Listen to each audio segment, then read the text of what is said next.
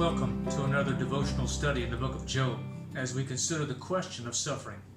I'm Pastor Gregg of Grace Bible Church in Fort Worth, Texas, and we're glad that you've chosen to join us for this study today from God's Word. We've seen Job thus far in our studies, a man devoted to God, a man upright in his behavior, struck by Satan as God allowed him, first losing all that he had, his possessions, his servants, even all 10 children, then losing his health, being afflicted with painful boils all over his body from the top of his head to the bottom of his feet, leaving him in constant misery.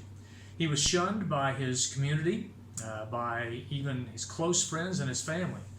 Yet there were 3 friends who didn't shun him. They made an appointment to come and visit Job and to sit with him and to mourn with him and to comfort him. And they sat with him for 7 days and 7 nights in silence. Job himself broke the silence. We saw in our last study in Job chapter 3 that he gives a lamentation of despair concerning his pitiful condition and wishing that cursing the day of his birth, wishing he'd never been born, wishing that he could die now. As a result of that, his words prompted his friends to speak. And we see that beginning with a man named Eliphaz. Eliphaz was a Temanite. He was from Teman, a city in Edom, that was known for wisdom, according to Jeremiah chapter 49, verse 7. He was likely the oldest of the 3, therefore the other 2 deferred to him, probably to speak first. He was probably a little bit more compassionate than the other 2, at least initially, as he started his speech to Job. His assertions were based primarily on 2 things. Number 1, his experience and the things that he observed with his own eyes. He said at one point, "As I have seen." And the other thing was a vision that he received in the night, a secret vision that came to him that in which he heard a spirit speak certain words to him, giving him direction and guidance. And so his conclusions sprang from primarily reasoning and logic, what he thought was simply the logical way to look at these things. In Job chapter 4, verses 1 and 2, we read this: "Then Eliphaz the Temanite answered and said, If one attempts a word with you, will you become weary? But who can withhold himself from speaking?"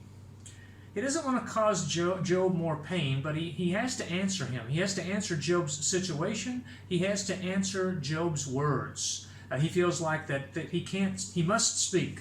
Possibly he thinks he's going to help Job, but certainly he basically confronts Job and confronts what Job said and will not let him go unanswered.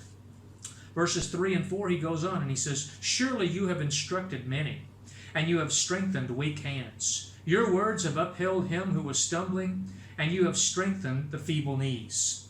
He seems to recognize that Job has had some positive impact on people in the past, people who were going through troubles much like his maybe, instructing them when they needed that, strengthening them, upholding them, providing help and encouragement to people who are going through troubles of their own. Though possibly it may be that Eliphaz was speaking this with a little bit of a tone of sarcasm because he begins with the word surely. That can be taken a couple of ways.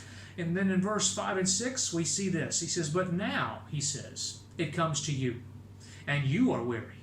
It touches you," he says, "and you are troubled. Is not your reverence your confidence, and the integrity of your ways your hope?" He says, the tables have turned now, Job. What trouble used to come upon others and you helped them through, it's now come upon you. Trouble has come upon you, and as a result, you're weary. You're one who needs help. He says, it touches you.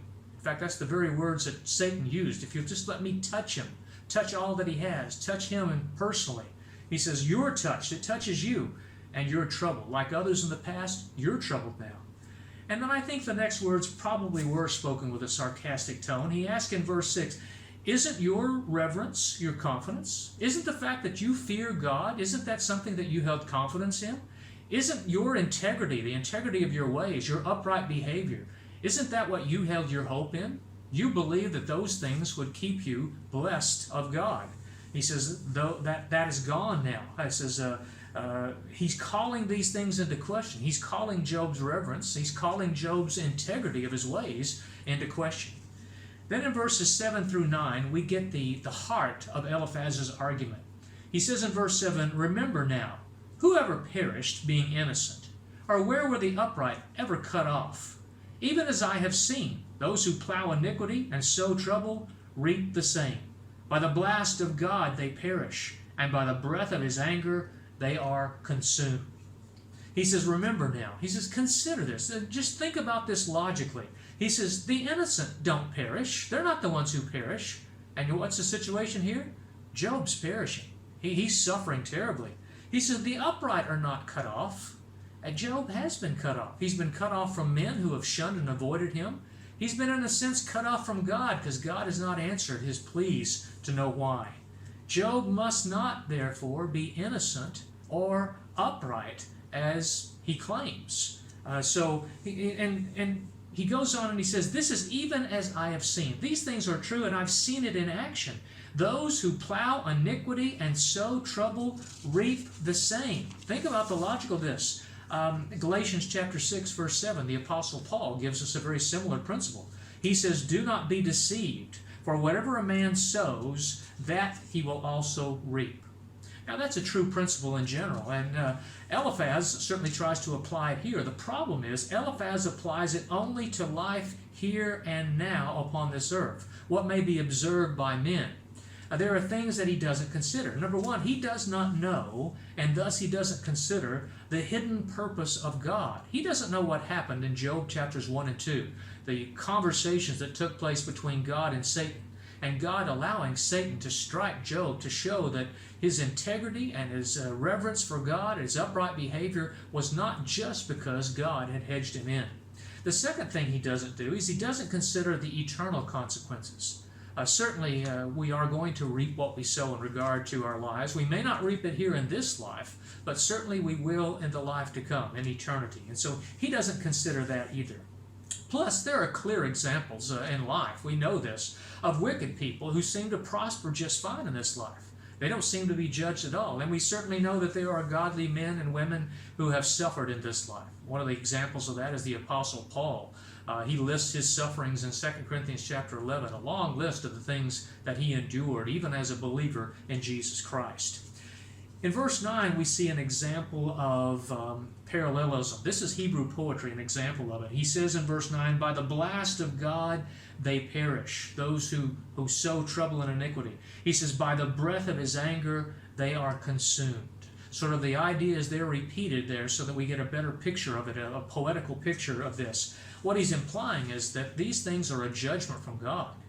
Those who sow iniquity and trouble, says they're going to reap judgment from God. They're going to perish. They're going to be consumed by the breath of his anger. The blast from God will judge them because of sin. And so what he's implying here is that Job is guilty of some type of sin in his life. Look at in verses 12 through 16. We won't read through this. I'll leave this to you to read on your own.